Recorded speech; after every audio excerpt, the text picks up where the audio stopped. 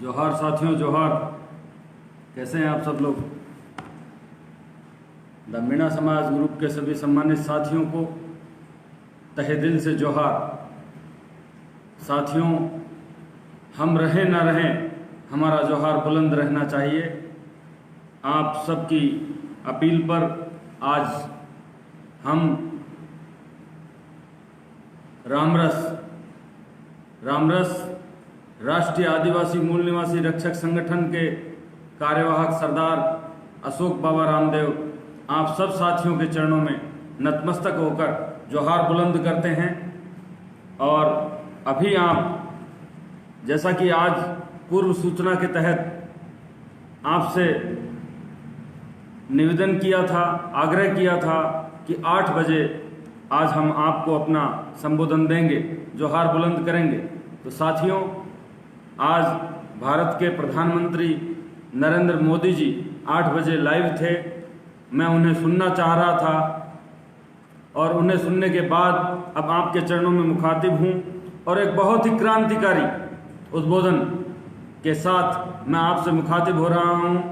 जोहार रिंकू ब्याडवाल जी, मनोज भाई, राम जी, आप सभी साथियों को जोहार बुलंदी के साथ निवेदन करता हूं कि मात्र 2-3 मिनट में जितने साथी जुड़ना चाहें जुड़ जाएं। उसके तुरंत बाद हम आज का वार्तालाप आरंभ करेंगे कि आज किन किन मुद्दों पर हम आपस में बात करने के लिए आए हैं। कोई भी साथी बस इतना बता दे, क्या मेरी आवाज़ आपको सही आ रही है? जोहार बुलंदी के साथ आप सब लोगों को कोरोना के वैश्विक महासंकट के दौरान दुनिया के जब 200 देश इस जंग से जूझ रहे हैं, जो हमारे सामने एक बहुत बड़ी संकट की स्थिति है, उस सब में मैं आप सबके अच्छे स्वास्थ्य की कामना करता हूं कि आप जहां भी हों सुरक्षित हों। हम रहें ना रहें साथियों, हमारा जोहार बुलंद रहना चाहिए। आज की बात हम आरंभ करने जा रहे हैं। मेरी आवाज़ आपको प्रॉपर आ रही होगी। और अनूप जी, आप लाइव जुड़ना चाह रहे हैं, अनूप मीना जी खेड़ला से, हम आपके सबके सवालों के जवाब देंगे। TR मीना जी, राम जोहार। सबसे पहले तो आप सभी आदिवासी साथियों को, मूल निवासी साथियों को, SC ST OBC और माइनॉरिटी के 85% मूल भारतीय साथियों को एक निवेदन करता हूं आपके चरणों में, जिसे इस बच्चे का एक मनोहार मानकर आप स्वीकार कर लें कि hi, hello, good morning, tata, good morning, good night शब्दों को तिलांजलि दे दीजिए। सिर्फ जोहार बुलंद होना चाहिए। जोहार बुलंदी ही आपकी आजादी का परचम बुलंद करेगी। आपको अभिवादन के रूप में जोहार स्वीकार करना पड़ेगा, क्योंकि जब तक हमारी नस्लें, जो कौम अपना इतिहास नहीं जानती, वो कौम कभी इतिहास बना भी नहीं सकती। आदिवासियों का इतना गौरवमय इतिहास रहा है कि हम सबको हमारे संबोधन में जोहार को ढालना पड़ेगा और जोहार को समझना पड़ेगा। जोहार क्या है? कुछ भाई जैसे मनीष सेहरा जी लिख रहे हैं, जय जोहार। जोहार अपने आप में एक परिपूर्ण शब्द है। जोहार का मतलब है जल, जंगल, जमीन की जय, प्रकृति की जय, पर्यावरण की जय, आदिवासियों की जय, मूल निवासियों की जय, संविधान की जय, इस अखंड भारत के भूभाग की जय। ये जोहार का अर्थ है। और आप जोहार के आगे जय लगाएं चाहे न लगाएं, लेकिन आपको अपनी आम बोलचाल के अंदर जोहार शब्द का प्रयोग करना चाहिए। हमारे पुरखे जोहार के लिए जोहर कर गए। हमारी वीर योद्धा, हमारी महिला शक्तियां, मातृ शक्तियां जोहार के लिए जोहर कर गई। उन्होंने कभी अपनी शान के लिए, आन बान शान के लिए अपना स्वाभिमान नहीं झुकने दिया। उस जोहार को बुलंद करने का समय आ गया है। मेरे साथियों, आज के जो हमारे विशेष मुद्दे हैं, उन मुद्दों पर बात करेंगे। एक बार मैं आपको बता दूं कि अखंड भारत में छात्र छात्राओं के लिए जितने भी किसान पुत्र शहरों में रह रहे हैं, उनके किराया माफी, मकान के किराया माफी, हॉस्टल के किराया माफी के लिए पूरे अखंड भारत के आदिवासियत से, पूरे समाज से, पूरे राष्ट्र से हम आज अपील करेंगे कि वो उन छात्रों की किराया माफी करें। दूसरा, हम किसानों से संबंधित आज बात करेंगे। टिकटॉक पर टिकटॉक आते ही आपके चेहरे खिल गए होंगे। टिकटॉक के ऊपर हमने बहुत पहले एक फरमान जारी किया था, एक निवेदन जारी किया था कि ये हमारे आने वाली नस्लों को, जो आपकी वैचारिक आज़ादी है, जो आपकी सोशल मीडिया की आज़ादी है, ये हमें एक नई दिशा, एक नए खड्डे की तरफ ले जा रही है। राम मानतवाल जी, जय जोहार। और आप सभी साथियों से बहुत सारे मुद्दे हैं। आदिवासियों पर जो अत्याचार हो रहा है, आरक्षण पर जो प्रहार हो रहा है, मीणा समाज के अफसरों पर जो, आदिवासियों पर जो अफसरों पर अत्याचार बढ़ रहे हैं, और हमें रामरस की जरूरत क्यों पड़ी। रामरस का मतलब है राष्ट्रीय आदिवासी मूल निवासी रक्षक संगठन, उस पर भी आपसे चर्चा की जाएगी।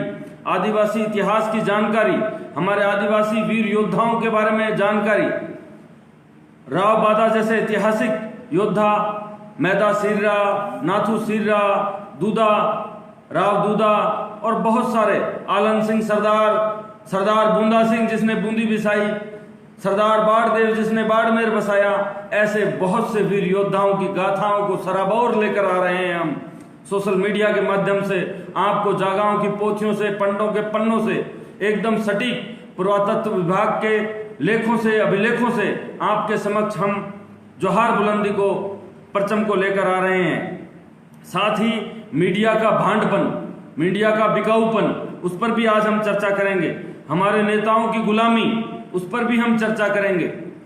जोहार शब्द को अपने अंदर आपको उतारना पड़ेगा, और वो किस लिए जरूरी है उस पर हम चर्चा करेंगे। मेरे साथियों, आप सबसे पहले आज अखंड भारत के समस्त मेरे SC ST OBC और माइनॉरिटी के साथियों से 85% भारत से करबद्ध अपील करता हूं कि जहां तक भी मेरी आवाज जा रही हो, आप इसे साथ साथ शेयर भी करते रहना। उन तमाम लोगों से मैं कहना चाहता हूं कि वो सब मेरे छात्र भाइयों का, बहनों का किराया माफ कर दे। इससे उनकी GDP पर ज्यादा फर्क नहीं पड़ेगा, इससे उनके आर्थिक ढांचे पर ज्यादा फर्क नहीं पड़ेगा, लेकिन इस कोरोना जैसी महामारी के संकट में जो मानवता का यज्ञ हो रहा है, उसमें आपका एक नैतिक कार्य, आपका एक मानवता भरा काम उसमें आहुति बनकर उभरेगा, जो आपकी आने वाली नस्लों और पुश्तों के लिए, एक इंसानियत के लिए एक मिसाल बनेगा। आप सभी से मेरा निवेदन है कि किराया माफ कर दें, और कोई ऐसा घर हो, कोई ऐसा परिवार हो जिसका जीवन यापन ही किराए से हो रहा हो, जिसके पास किराया के अलावा उसके भरण पोषण के लिए भी कोई व्यवस्था ना हो, तो ऐसे व्यक्ति का, ऐसे मकान मालिक को किराया जरूर दीजिए। अगर आप नहीं दे सकते हैं तो उसके लिए हमें सोशल मीडिया के माध्यम से सूचित कीजिए। हम 1-1, 2-2 रुपए भी जोड़ेंगे तो उसका किराया उसको दे देंगे। ये कोई दादागिरी नहीं है, ये कोई नियम नहीं है, ये कोई कानून नहीं है, ये तो एक मानवता के चरणों में हमारी एक प्रार्थना है। जो स्वीकार करे उसका भी भला, और जो ना स्वीकार करे उसका भी भला।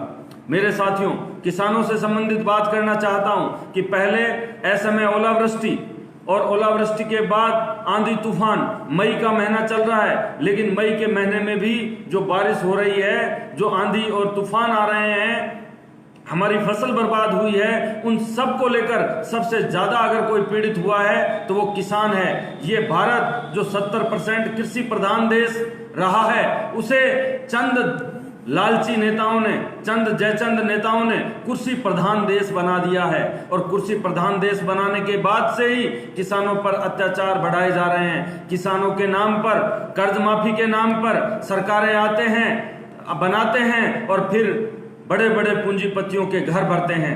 हीरा व्यापारी मेहुल चौकसी के 65,000 करोड़ भारत की सरकार ने माफ कर दिए, लेकिन आज तक किसी भी राज्य की सरकार ने, देश की सरकार ने मेरे किसान के कर्ज माफी की घोषणा नहीं की है। ये उनके ऊपर बहुत बड़ा कलंक है। अभी भी मैं प्रधानमंत्री जी को सुन रहा था, आज प्रधानमंत्री जी ने 20 लाख करोड़ का पैकेज दिया है, लेकिन उसके अंदर भी अप्रत्यक्ष रूप से किसान के विकास की बातों को छुपा दिया है। कहा गया है कि वित्त मंत्री सीतारमण जी उसके अंदर आपको नए पायदान के बारे में संबोधित करेंगी, वो हमको बताएंगी कि हम किस तरह से किसान का भला कर सकते हैं। काम करेंगे तो ऐसा कोई भी काम जिसे हम कर सकते हैं। बिल्कुल एडवोकेट महेंद्र मीना जी, आप मेरे युवा साथी हैं, और आपकी अपील पर आपके आग्रह पर आज मैं अपने इन भाइयों के चरणों में उपस्थित हो पाया हूं, तो मैं आपसे यही कहना चाहता हूं कि SC ST OBC और माइनॉरिटी समाज हम सब एक हैं, हमारा परिवार एक है, हमारा देश एक है, हमारा संविधान एक है। हम अलग अलग विषयों पे बात करेंगे। किसान की आप जितनी मदद कर सकते हो कीजिए, क्योंकि शहरों में पढ़ने वाले बच्चे किसान के बच्चे हैं। इन पूंजीपतियों के बच्चे तो भारत देश में नहीं, ये नेता गए हैं, ये पूंजीपति लोग गए हैं, और इनकी करने की सजा मेरा पूरा देश भुगत रहा है। और मुझे अफसोस होता है जब सरकार, आज भारत के प्रधानमंत्री नहीं बोल पाए कि लाखों लाख लोग सड़कों के किनारे फंसे हुए हैं। 17 लोग गाजियाबाद में मालगाड़ी के नीचे आकर कट गए, जहां रोटियां बिखरी हुई पड़ी है। आप सोचिए वो भूख से तड़फ कर किस तरह से उनकी हत्याएं हो रही है। आपने शराब बिक्री का आदेश देकर अपनी GDP को पटरी पर लाने का एक बेतुका सा फरमान जारी किया है। आपको शर्म आने की बात है कि जब मजदूरी बंद है, किसान के धंधे बंद हैं, पूरा देश बंद है, तब आप शराब बिक्री करके आबकारी से राजस्व प्राप्त करके देश चलाना चाहते हो। एक ड्राइवर अगर शराब पीकर गाड़ी चलाए तो गैर कानूनी है, लेकिन आप अगर शराब बिक्री का आदेश देकर अगर देश चलाना चाहें तो वो संवैधानिक है। ये शर्म आने की बात है पूरी सरकार को और गुलाम नेतागिरी को। सरकार को अगर थोड़ी भी सद्बुद्धि है, थोड़ी भी शर्म और रहम बची है, तो उसे शराब बिक्री का आदेश तुरंत प्रभाव से वापस लेना पड़ेगा। शराब बिक्री से किसी का भला नहीं हो रहा है। काम धंधा न होने की वजह से नशेड़ी और अपराधी किस्म के लोग मां बहन बेटियों के गहने बेचकर सीधा, क्योंकि सुनारों की दुकान खुली नहीं है, बाजार खुले नहीं है, वो शराब के ठेके में औने पौने भाव में गहने को गिरवी रखते हैं और शराब पीते हैं। हमारे घर में हमारी मां बहन बेटियों के साथ अत्याचार करते हैं। और वैसे दरिंदे जो शराब पीकर खुले सांड की तरह विचरण कर रहे हैं, और लाखों लाख लोग जो सड़कों और रेलवे ट्रैक के किनारे जंगलों में आज भी पैदल चल रहे हैं, उन्हें ले जाने के लिए आपने कोई व्यवस्था नहीं की है। ये भूखे दरिंदे हमारी बहन बेटियों की आबरू लूटेंगे। भारत सरकार, मैं आपसे निवेदन करता हूं, केंद्र की, राज्यों की सरकार से निवेदन करता हूं कि आपको आपका शराब बिक्री का आदेश पुनः वापस ले लेना चाहिए। दूसरे मेरे भाई अभी कह रहे हैं फेसबुक पर युवाओं की वोटिंग हो रही है, ये सबसे बड़ा दुर्भाग्यपूर्ण है। टिकटॉक को बैन कर देना चाहिए, क्योंकि इससे अभी 2-3 दिन पहले इतने अश्लील वीडियो हमने टिकटॉक पर देखे हैं, इतना गिर चुके हैं ये लोग कि इनकी सभ्यता का कोई अंदाजा नहीं लगाया जा सकता। इन्हें हम कीड़े मकोड़े भी नहीं कह सकते।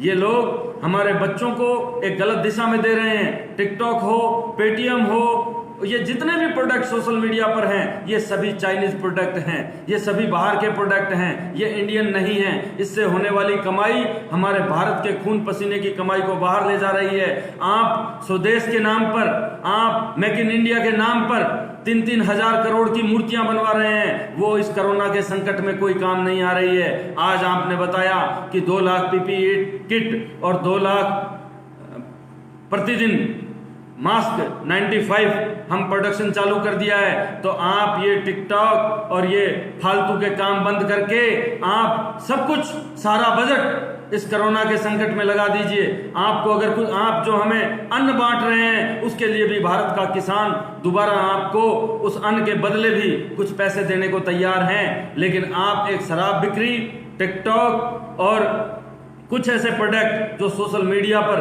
पूरे देश को भरमा रहे हैं, ये बिकाऊ मीडिया, भांड मीडिया, इसे तुरंत प्रभाव से लगाम लगाएं, क्योंकि मीडिया को हम चौथा स्तंभ समझते हैं, जो कि चौथा स्तंभ बिल्कुल बिकाऊ हो चुका है। चंद एक पत्रकार बचे हैं पत्रकारिता के नाम पर, बाकियों ने तो दलाल हैं जो भांडों की तरह बोल रहे हैं। नोटबंदी हो, GST हो, शाहीन बाग हो, अब कोरोना हो, इनके पास कोई जवाब नहीं है इसके ऊपर, सिर्फ मान बढ़ाई करने के अलावा।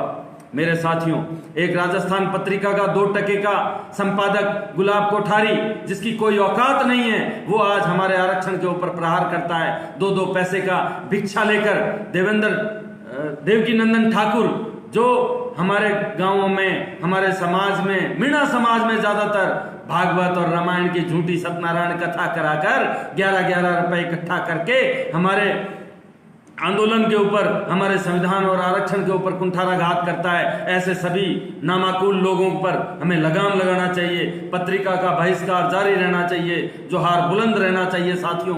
उसे उसकी रेटिंग 1.1 और 2 के ऊपर नहीं जानी चाहिए, ताकि उसको अगर सबक मिला तो ऐसे तमाम प्रिंट मीडिया और इलेक्ट्रॉनिक मीडिया, सोशल मीडिया के लोगों को जो हमारे समाज और हमारी आदिवासियत के खिलाफ हैं, हमारे संविधान के खिलाफ हैं, उन सबको एक सबक मिलेगा।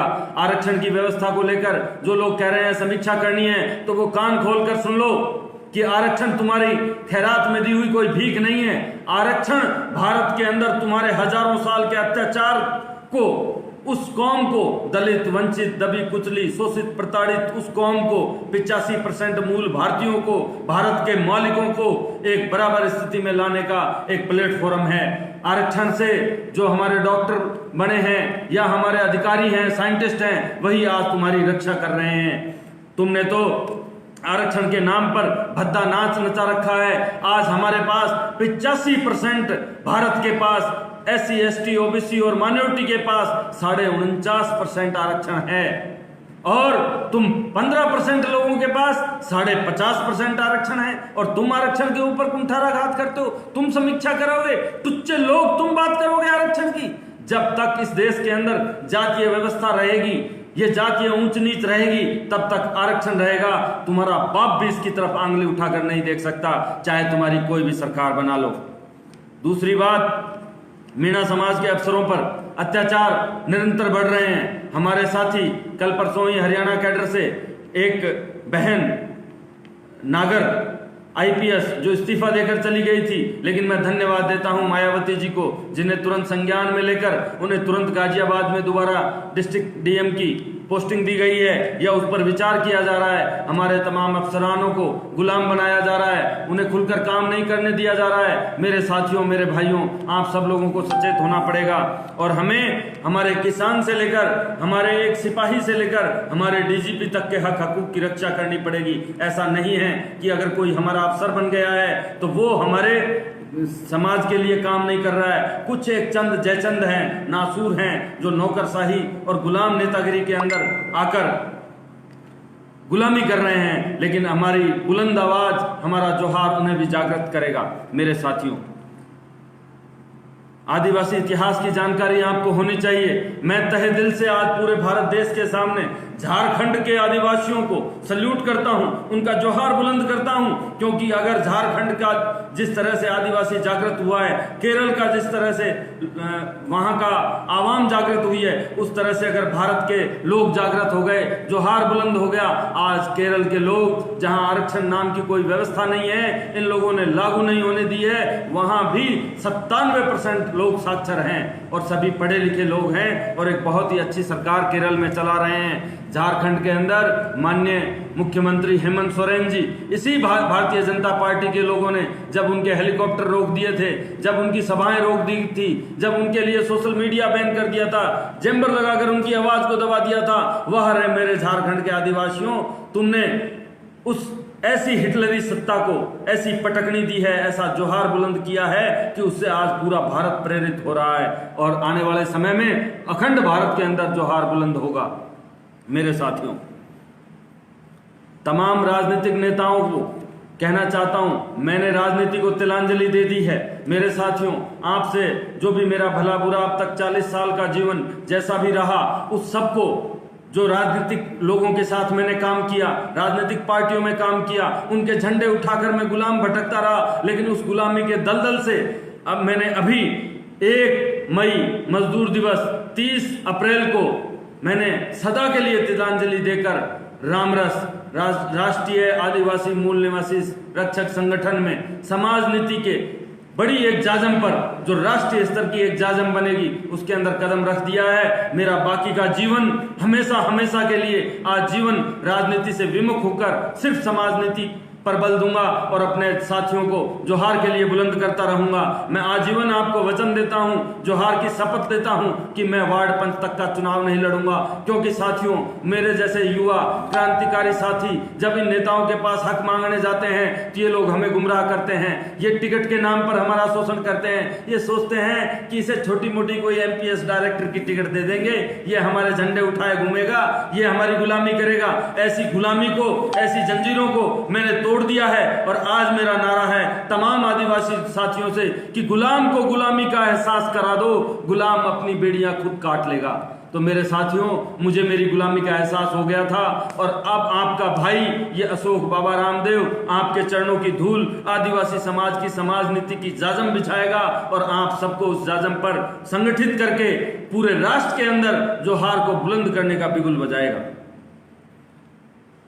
आप सबको जानकर खुशी होगी, दयाराम जी मेरा रामरस राष्ट्रीय आदिवासी मूल निवासी रक्षक संगठन के नाम से एक ग्रुप बन चुका है। जो भी साथी उसमें जुड़ना चाहे, मैं ऐसा नहीं है कि मैं जिस ग्रुप में बात कर रहा हूं, द मीणा समाज TMS एक बहुत ही क्रांतिकारी ग्रुप है। इसमें सम्मानित साथी मीणा समाज के लिए बहुत समय से काम कर रहे हैं, उन सबको मैं सल्यूट करता हूं। लेकिन गैर राजनीतिक संपूर्ण प्योर 100% गैर राजनीतिक सामाजिक संगठन रामरस अब आपके बीच में धरातल पर उतार दिया गया है। उसके अंदर आप सभी लोग जुड़ सकते हैं। आप मेरा जो अशोक बाबा रामदेव के नाम से YouTube पर चैनल है उसे सब्सक्राइब कर सकते हैं। उस पर हमारे रोज के लाइव वीडियो भी आपको YouTube पर मिलेंगे। हमारे संगठन की, मीणा समाज की, जोहार बुलंदी की हर गतिविधि को आप पर वहां पर जोहार बुलंद करने की गतिविधियां वहां मिलेगी।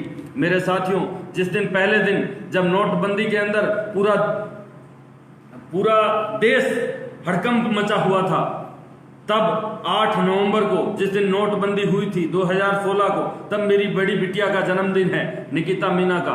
8 नवंबर 2000 को जो जन्म हुआ था, उसके जन्मदिन के दिन नोटबंदी हुई 8 नवंबर 2016 को, और उसी दिन मैंने एक 2 बीघा जमीन की रजिस्ट्री करवाई थी और रजिस्ट्री कराकर उसी बेटी के नाम गिफ्ट किया था बाबा रामदेव होटल के पास। और तब मैंने इस जोहार बुलंदी की थी क्योंकि मेरा वो 2 साल का संघर्ष था। एक बहुत बड़ी जमीन जो मेरे लिए एक संकट बन गई थी और नोटबंदी के अंदर तो बिल्कुल मेरी हालत खराब हो जाती।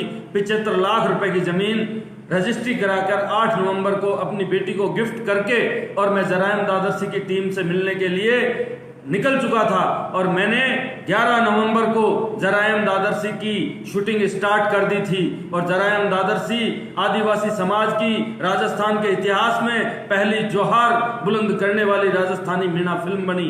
पहली बार आपके मीणावाटी गीत बड़े पर्दे पर फिल्माए गए। पहली बार कोई मीणा फिल्म जरायम दादरसी सेंसर से बोर्ड से पारित होकर अखिल भारतीय प्रदर्शन के लिए आपके चरणों में समर्पित हुई। मेरे साथियों, 17 नवंबर 2017 को गंगापुर सिटी के लाल मंदिर सिनेमा में हमारे senior IAS PR Meena ji और बहुत सारे स्थानीय जोहार साथी क्रांतिकारी साथियों ने जब इस फिल्म का विमोचन किया था तो वो एक बहुत बड़ी क्रांति थी और उसी के साथ ही मैं इस पथ पर निकल चुका था। ना जाने मेरा जन्म क्यों हुआ है। मेरा जन्म MP MPLA बनकर इनकी गुलामी करने के लिए नहीं हुआ। मेरे साथियों, मैं आजीवन आपके चरणों में अपना जोहार बुलंद करता रहूंगा।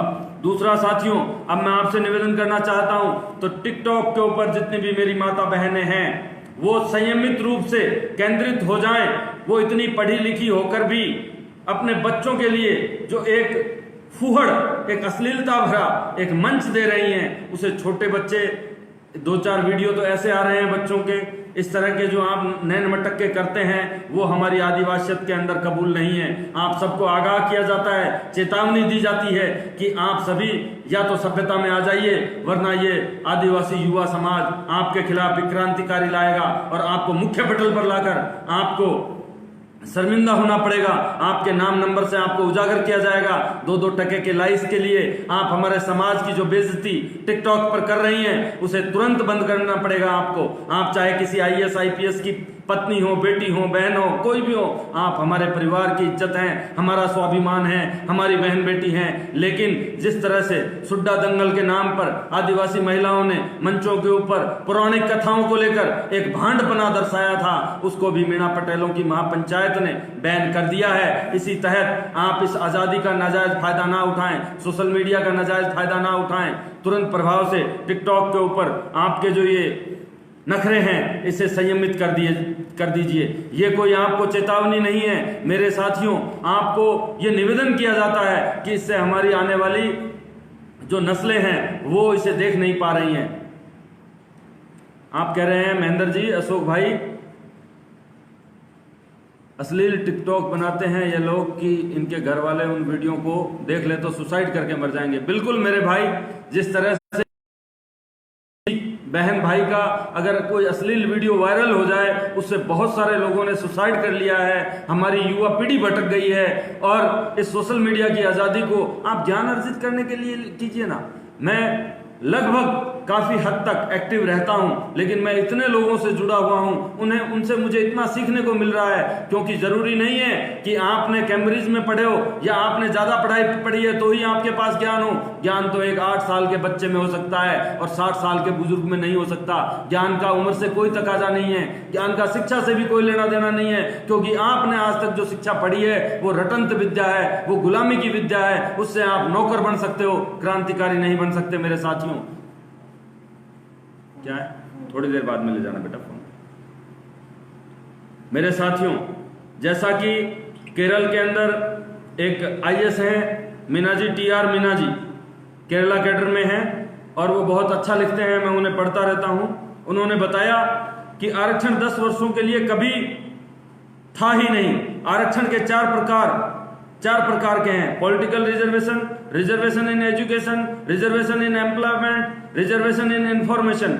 अनुच्छेद 330 के अनुसार लोकसभा में और अनुच्छेद 332 के अनुसार विधानसभा में SC/ST को आरक्षण प्राप्त है। और अनुच्छेद 334 में लिखा है कि प्रत्येक 10 वर्षों में लोकसभा और विधानसभा में मिले आरक्षण की समीक्षा होगी। और यही वो अनुच्छेद है जिसकी गलतफहमी सभी को है। सभी लोग ये जान लें कि ये सरासर झूठ है कि सभी प्रकार के आरक्षण सिर्फ 10 वर्ष के लिए थे। जो भ्रामकता आपके बीच में फैलाई जा रही है, ये मैं नहीं कह रहा, TR मीनाजी IAS कह रहे हैं केरल से, उनके शब्द हैं। मैं उनको संबोधित करके आपको बता रहा हूं कि 10 साल में आरक्षण बढ़ेगा, ऐसा कोई प्रावधान नहीं है। अब दूसरे और तीसरे चौथे प्रकार के आरक्षण अनुच्छेद 15 और 16 के अंदर मूलभूत संवैधानिक अधिकार हैं। इसमें सम्मिलित 15/4, 16(4) में शिक्षा और रोजगार में SC/ST को आरक्षण प्राप्त है। और जो ये मूलभूत अधिकार हैं इन्हें कोई बदल नहीं सकता, क्योंकि ये मूलभूत संवैधानिक अधिकार हैं। संविधान लागू होने के बाद सत्ताधारी वर्ग ने, विपक्ष ने जानबूझकर ये गलतफहमी फैलाई कि रोजगार और शिक्षा में आरक्षण केवल 10 साल के लिए था। सभी से निवेदन है कि इस सच्चाई को सबके सामने लाएं। रोजगार और शिक्षा आरक्षण सिर्फ 10 साल के नहीं, हमेशा के लिए है। हमेशा का मतलब जाति व्यवस्था जब तक रहेगी तब तक ये आरक्षण व्यवस्था रहेगी, तब तक हमारा ये संविधान रहेगा। इसे कोई भी माई का लाल चेंज नहीं कर पाएगा। मेरे साथियों, ये भाई कुछ कह रहे हैं, विकास अजनूती कह रहे हैं, भाई साहब कड़वी है पर सत्य है। सुड्डा दंगल का विरोध करने वाले पटेलों की पुत्रवधू ही आज टिकटॉक पर भद्दा प्रदर्शन कर रही है। उन पटेलों से जब बोलते हैं तो पटेलों का जवाब होता है कि युवा पीढ़ी का जमाना है,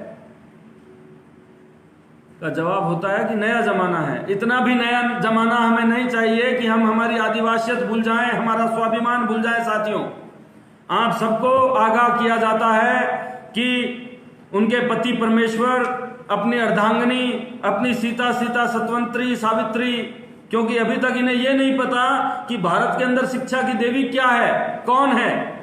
हे मातृ शक्ति, हे मातृभूमि, तुम अर्धनारीश्वर हो, तुम हमारी माँ हो, बहन हो, बेटी हो। तुम्हारे बिना ये जीवन अधूरा है। आपके स्वाभिमान से किसी भी तरह का खिलवाड़ आदिवासी, मूल निवासी, ST OBC का ये 85% समाज बर्दाश्त नहीं कर पा रहा है। आपको शर्म नहीं आ रही, लेकिन ये शर्म हमें आ रही है। शिक्षा की देवी माता सावित्रीबाई फुले ने पहली बार सर्व समाज की महिलाओं को शिक्षा के दरवाजे खोले थे। जमाने ने उन पर गोबर फेंका, लाठियां बरसाई, तब भी वो आज जिस जमाने की बात कर रहे हैं तो अपना पुराना जमाना भी देख लीजिए कि एक नंगेली देवी ने स्तन टैक्स के लिए अपना स्तन काट के दे दिया था। हम उस समाज के लोग हैं कि अभी कुछ सैकड़ों साल पहले हमारे देश में, हमारे भारत में महिलाओं का स्तन टैक्स तक लिया जाता था। ये जो आपको आजादी मिली है, ये जो पहनावा मिला है, ये हमारे उन नंगेली जैसी आदिवासी बालाओं की कुर्बानी का फल है।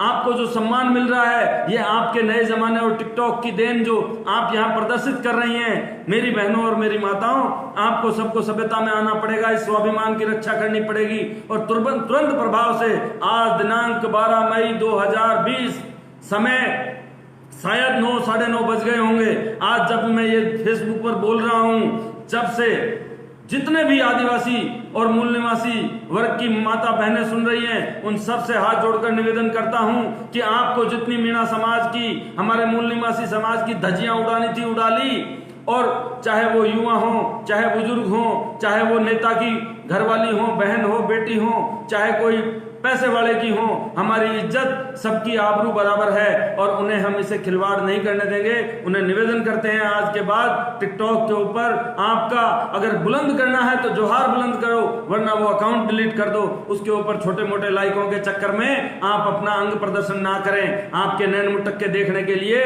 ये युवा समाज यहाँ नहीं बैठा है मेरे साथियों। और अब आप जो भी लोग बात करना चाहते हैं उनसे बात करूंगा।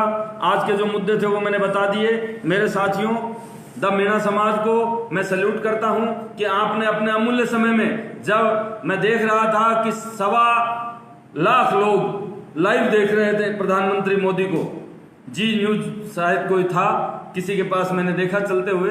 मैं टीवी नहीं देखता, मैंने मोबाइल पे देखा सिर्फ यही के लिए कि वो क्या कहना चाहते हैं। लेकिन उन्होंने जो लाखों लाख लोग हमारे पैदल चल रहे हैं, ट्रेन से कट रहे हैं, जो मर रहे हैं, तड़फ रहे हैं, उनके लिए कुछ नहीं कहा अभी तक। किसानों के लिए उन्होंने अभी कोई बड़ी घोषणा नहीं की। अगर वो करना चाहते थे तो आज राष्ट्र के संबोधन के नाम में अपने मंगल संदेश में राष्ट्र के किसानों की, संपूर्ण देश के किसानों की, क्योंकि कृषि प्रधान किसान देश है, तुम अन्न जब ही बांटोगे, आपके एफसीआई में अन्न जब जाएगा जब मेरा किसान अपने खून पसीने से ताबीर लिखेगा और अन्न उत्पादित करेगा। उनका कर्जा माफ करना चाहिए था। सोलर एनर्जी के क्षेत्र में भारत विश्व के अंदर अपना परचम बुलंद कर चुका है। आपको हमारी एग्रीकल्चर बिजली जो है उसे बिल्कुल फ्री करना चाहिए था, क्योंकि आप बिजली के नाम पर किसान की कमर तोड़ रहे हैं। आप केसीसी के नाम पर किसान की कमर तोड़ रहे हैं। किसान का आपने कोई भला नहीं किया। आप जो मध्यम और मझले लघु कुटीर उद्योग की बात कर रहे हैं उसके अंदर भी आपकी झलक पूंजीवादियों की तरफ ज्यादा है, क्योंकि एक 65 पैसे में पानी की बोतल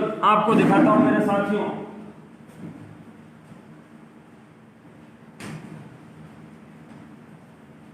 इस तरह की जो पानी की मिनरल वाटर होती है, इस बोतल को बनाने से लेकर पैकिंग करने की लागत मात्र 65 पैसे है, जिसे ये व्यापारी 20 रुपए में बेच रहे हैं। 20 रुपए लीटर हमारी बकरियों का, गाय का दूध नहीं बिकता है और ये लोग पानी बेच रहे हैं 20 रुपए के अंदर। और इससे बढ़िया पानी हमारे कुओं और ट्यूबवेल बोरिंग से निकलने वाला शुद्ध पानी है, उसमें सारे मिनरल मिले हुए हैं। ये मिनरल वाटर एक बहुत बड़ी घातक बीमारी साबित करेगा। जितने भी मेट्रो सिटीज के अंदर लोग मिनरल वाटर पी रहे हैं, कैंपर का पानी पी रहे हैं, वो उसका कारण ये है कि प्रदूषण से आपका क्लाइमेट दूषित हो चुका है। हम लोग गांवों में जो हमारे नेचुरल पानी पी रहे हैं, नदियों का पानी पी रहे हैं, वो घी का मुकाबला करता है। इसलिए ही तुम पसीना बहाने के लिए जिम के अंदर जाते हो और हम हमारे खेत में फावड़े चलाकर भी तुमसे ज्यादा हष्ट पुष्ट हैं। ये ताकत किसी डबल रोटी और पाव बीजा, बटर बीजा, पिज्जा वीजा, इनके खाए हुए आपके नूडल्स की नहीं है। ये ताकत हमारे खेत में अनुत्पादित किया हुआ है। आज भी हम गेहूं के साथ चावल, चना, ज्वार, बाजरा मिक्स कर जो राबड़ी खा रहे हैं, उससे बड़ी कोरोना की कोई दवा नहीं हो सकती, उसकी कोई वैक्सीन नहीं हो सकती। हमारा पर्यावरण शुद्ध रहेगा, हमारा क्लाइमेट शुद्ध रहेगा तो जोहार बुलंद रहेगा। साथियों, ये जितने भी राजनेता हैं, ये जो नीति बनाते हैं, इनकी जो कैबिनेट मीटिंग होती है उसके अंदर कभी भी कोई आदिवासी, एसटी, एससी का कोई भाई फोन कर रहा है, उससे 2 मिनट बाद में बात कर लूंगा। मेरे साथियों, किसान का गेहूं भी आज 20 रुपए किलो नहीं बिक रहा है। हम किसान जो हमारा अन्न उत्पादित करते हैं उसकी कीमत हम तय नहीं कर सकते। लेकिन मेरे भाई, ये 2-2 पैसे का मामा गुटखा बनाने वाले, ये कुबेर, ये सिगरेट बनाने वाले, ये नशे की जो चीजें बनाने वाले, जो हमारी नस्ल को खत्म कर रहा है, जो अपनी रेट खुद तय करते हैं, ये जब तक होता रहेगा जब तक हम इस गुलाम राजनीति के चंगुल में बैठे रहेंगे। और अब हमको ये सोचना होगा, आपके वोटों का दुरुपयोग हो रहा है। आपके साथ किसानों की बात करके, गरीबी दूर करने की बात करके 2-2 टके के नेता करोड़पति हो रहे हैं। किसान का भला करेंगे, आपके अच्छे दिन लाएंगे, कोई नहीं ला सकता। किसान के अच्छे दिन किसान का बेटा लाएगा, खुद किसान लाएगा। और वो तब लाएगा जब आप में संगठन होगा। और आपका संगठन, किसान के संगठन से पहले समाज का संगठन होना जरूरी है। और हमारा समाज 85% मूल भारतीयों का समाज है। हमारे अभी राजस्थान के लोग यही नहीं समझ पा रहे हैं कि एसटी में कितनी जातियां हैं, एससी में कितनी जातियां हैं। बहुत से लोग जाट, गुजर, यादव जो लोग हैं, ओबीसी के भाई हैं, उन्हें यही नहीं पता है कि 2006 से पहले तुम्हारा जब मंडल आयोग लागू नहीं करवाया गया था तब तुम्हारे पास 96 से पहले कोई आरक्षण नाम की चीज नहीं थी। मेरे साथियों, हमें जब तक एससी, एसटी, ओबीसी को एक मंच पर नहीं लाएंगे, संगठित नहीं होंगे, तब तक हमारा कोई माई का लाल भला नहीं कर सकता। आपका शोषण होता रहेगा। अगर हर युवा हमारी तरह छोटा मोटा सरपंच, प्रधान बनकर विधायक बनने की होड़ में प्रॉपर्टी से कमाए, अंधी काली कमाई, और 2 नंबर से कमाए दलाली के पैसों से एमएलए बनने की फिराक में रहेगा, समाज नीति की तरफ मुड़कर नहीं देखेगा, तो हमारा गर्त में जाना तय है, हमारी नस्लों का गुलाम बनना तय है। हमारे किसान के कीमत का कभी भी हमें उचित मुआवजा नहीं मिल पाएगा। मेरे साथियों, आज गेहूं से ज्यादा डीएपी के कट्टे का मूल्य है। वो डीएपी का कट्टा जो एक ऑर्गेनिक खाद नहीं है, जो जैविक खाद नहीं है, उससे आने वाली नस्लों के अंदर कैल्शियम की कमी आ रही है, वो हमारे लिए बहुत ज्यादा घातक है। लेकिन हमने हमारी जमीन को ऐसा बना दिया है, अपने शरीर को ऐसा ढाल दिया है कि आज हमारी नस्लें पाश्चात्य सभ्यता की तरफ, विज्ञान की तरफ इस हद तक बढ़ चुकी है कि हम हमारे अध्यात्म और पुरातन इतिहास को भूल चुके हैं। जोहार की जगह हम गुड मॉर्निंग पे आ गए हैं। आपके बच्चों के नाम टिंकू, मिंकू, चिंटू, पिंटू ऐसे रखने लग गए हो आप लोग। ऐसे लोग अंग्रेज अपने कुत्ते बिल्ली के नाम रखते थे। हमारे नाम कैसे होते हैं? आपने पुराने लोगों, जयपाल मुंडा, बिरसा मुंडा, हमारे जो पुराने लोग हैं, उन लोगों के नाम देखो ना आप किस तरह के होते हैं। आप लोग एक अजीब से चक्रव्यूह में जकड़े जा रहे हैं, आप गुलाम हो रहे हैं, मानसिक आपका दिमाग हाईजेक हो रहा है। सोशल मीडिया एक बहुत बड़ा प्लेटफॉर्म है जिस पर आपको संगठित होना है। हो सकता है ये उस पर भी बैन लगाए, क्योंकि ये क्रांति हो चुकी है। लेकिन हमारी माताएं बहनें टिकटॉक के अंदर नंगा नाच रही हैं। कोई भी बेवकूफ आदमी छोटी मोटी वीडियो डाल देता है, कुछ भी उठपटांग बोल देता है। आप लोगों के बकवास वीडियो देख रहे हैं यूट्यूब के ऊपर, इतना कुछ अश्लील है कि 2-4 पोर्न साइड हैं, उन्हें तो भारत सरकार को तुरंत प्रभाव से बंद कर देना चाहिए भाई। हमारे लिए चाहे योगा हो, चाहे कामसूत्र हो, चाहे बहुत सारे पुरातन इतिहास के सभी आयाम हैं, आश्रम हैं, हमें उनके बारे में ज्ञान लेना चाहिए। हमें हर चीज का एक पुरातन हिस्ट्री है। जब तक हम उसे नहीं जानेंगे तब तक हम भटके रहेंगे। ये क्या कह रहे हैं भाई साहब, जय भीम नहीं? हाँ, इस पर भी मैं एक जवाब दे दूं। मेरे बहुत सारे जो आदिवासी भाई हैं, उन लोगों के अंदर एक विचार पता नहीं कहां से लॉन्च कर दिया गया है कि बाबा साहब भीमराव अंबेडकर ने तो एससी का ही भला किया है, मीणा समाज को जय भीम नहीं बोलना चाहिए, मीणा समाज का भीम ने कुछ नहीं किया, ये नहीं किया। तो वो ऐसे बिना सिर पैर की औलाद है, ऐसी भटकी हुई संतान है कि उनका कोई कुछ नहीं कर सकता। अरे मूर्खों, बाबा साहब भीमराव अंबेडकर ने बहुत ज्यादा इस देश के लिए जो सबसे बड़ा लिखित संविधान दिया है, वो तो ब्राह्मण, ठाकुर, बनिया, शूद्र सभी जातियों के लिए दिया है, मानव इतिहास के लिए दिया है, महिलाओं के लिए दिया है, सबके लिए एक समान अधिकार दिया है। और उसे समझने की कोशिश है, उसे पढ़ने का। अपने दिमाग को चौड़ा करके पढ़ो मेरे भाई। जय भीम बुलंद है और बुलंद रहेगा, जय जोहार बुलंद है और बुलंद रहेगा। कोई चाहे इस विचार से इत्तेफाक रखता है तो मुझे ब्लॉक करके आगे निकल जाना, मेरी शकल भी मत देखना। लेकिन जय भीम तो जय भीम, सर्वप्रथम जय भीम है, जय संविधान है, जय जोहार है, ये सारे हमारे उद्बोधन होने चाहिए। हमारा राम राम एक उद्बोधन एक सिस्टमेटिकली ढंग से हमारे बीच में लॉन्च किया गया, जो हमारे पटेलों ने चला दिया। लेकिन अब जय सिया राम, जय श्री राम के ऊपर एक अहंकार भरे उद्बोधन के लिए नरसंहार हो रहा है। एक गाय एक पशु है, एक कुत्ता, बिल्ली, गाय, भैंस, घोड़ा, गधा सभी तो पशु है। किसी भी एक पशु के लिए आप किसी को मार रहे हो, किसी एक उद्बोधन के लिए किसी को मार रहे हो। ये हमारे भटके हुए लोगों की मिसाल है।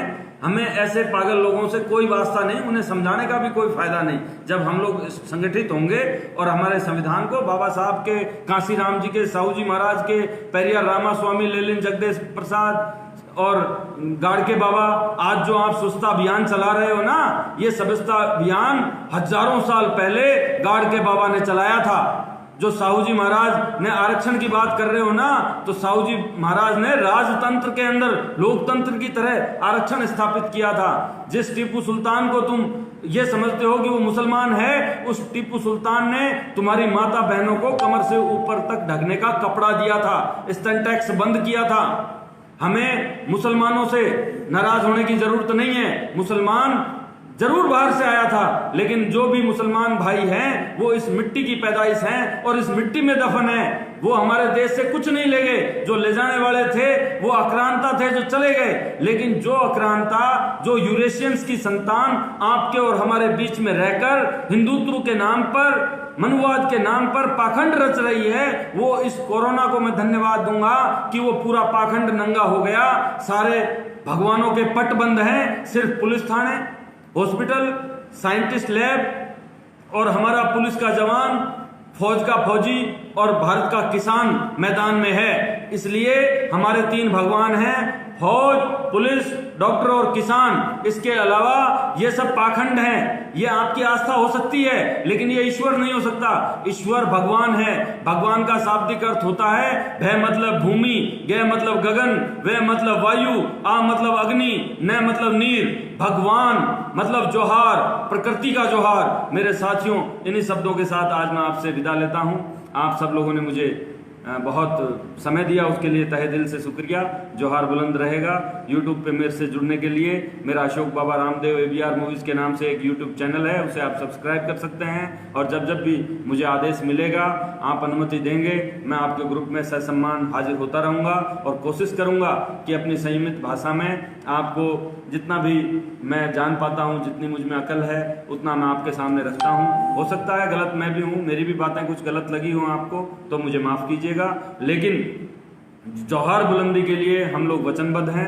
राजनीतिक किसी भी व्यक्ति का आज के बाद हम नाम नहीं लेंगे, ना ही किसी राजनीतिक पार्टी से हमारा कोई लेना देना है। हम समाज नीति के सिपाही हैं, समाज नीति की बात करेंगे। समाज नीति के तहत अगर किसी को जुड़ना हो तो राष्ट्रीय आदिवासी मूल निवासी रक्षक संगठन रामरस बन चुका है, उस पर आप जुड़ सकते हैं।